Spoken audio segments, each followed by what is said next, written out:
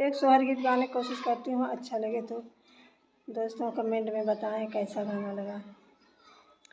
मोरे पीछे बारवा बढ़ायावा हो बेगे हो, चल आवा बेगे हो, चल आवन हो।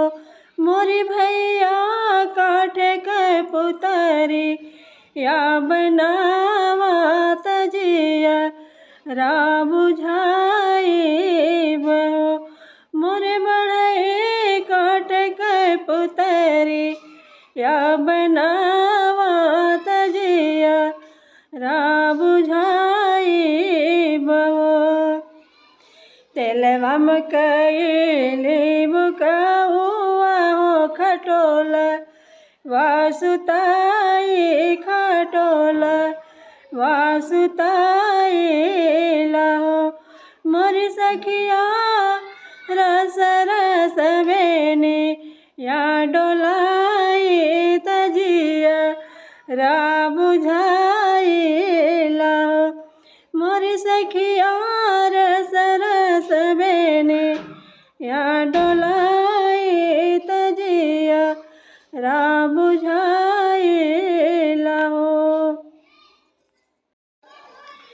अगिया के अली अगिया इंतदर कैदया देनी मोरी देवरानी न।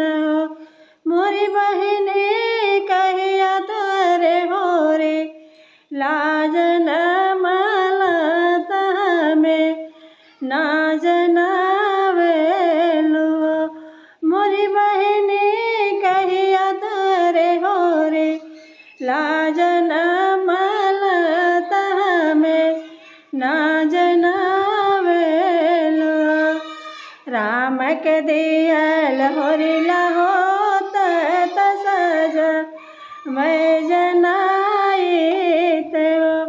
मोरी बहिनी तहवे काठे कै